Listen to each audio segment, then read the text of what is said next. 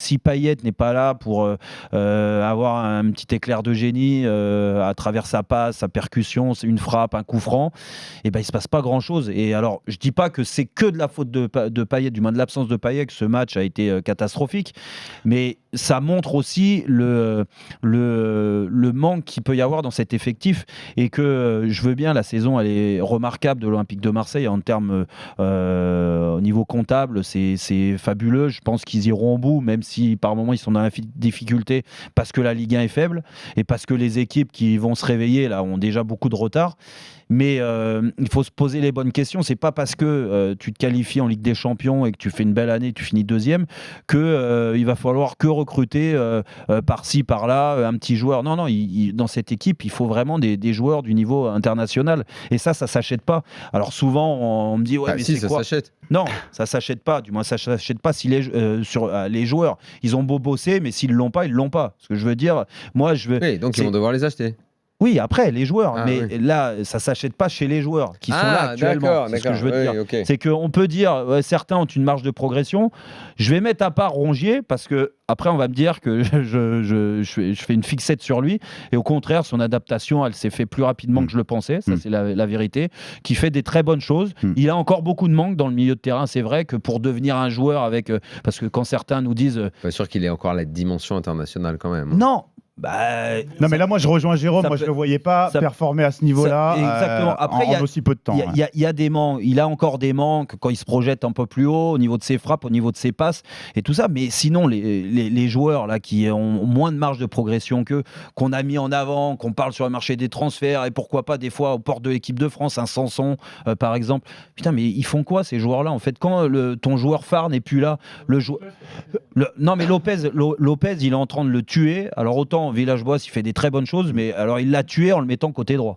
À côté droit, chaque fois qu'il le met, je pense que c'est pas son poste. Alors après, déjà faut qu'il joue Mini Lopez. Excusez-moi, mais c'est déjà bien. Oui, mais déjà, mais essaye de le mettre dans le milieu de terrain où il touche un peu plus de ballon que côté droit où il va avoir du mal dans la percussion. Mais ça, peu importe. Mais entre Lopez, entre Sanson, entre Radonjic, là, qui est vraiment lui le super sub. Là, lui, c'est un Chicharito. On en parlerait du pauvre ou un Solskjaer. Mais quand il était à Manchester United. Mais sinon. Titulaire, c'est pas possible. Donc tous ces joueurs-là, en fait, montrent un manque énorme d'un point de vue technique et qu'ils n'arrivent pas à franchir le cap parce qu'à Marseille, il y a beaucoup de pression, parce qu'à Marseille, il faut avoir un niveau d'exigence bien supérieur à ce que certains amènent aujourd'hui. Et donc moi, je suis inquiet et je me dis, c'est pour ça que le titre, c'est ça. Il faut prier pour que Payet ne se blesse pas jusqu'à la fin de saison, que Payet soit là la plupart des matchs pour permettre à Marseille... Simon va te répondre et ensuite Daniel. Non, juste, moi, je te trouve un peu dur parce que le match d'Angers, je l'ai regardé.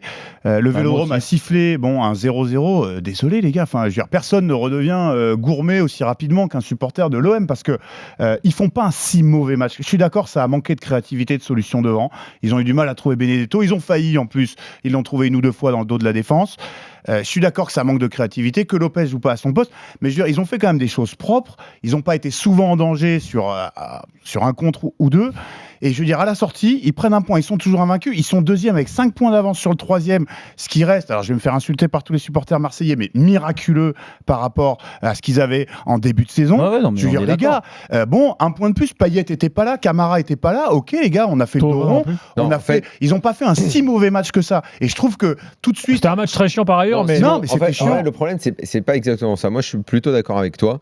C'est qu'il y a chez les supporters de l'OM une sorte de traumatisme parce que les saisons récentes ont toujours donné des hauts et des bas et ils savent pas tellement à quoi s'en tenir réellement. Et la saison dernière a été mauvaise et assez traumatisante.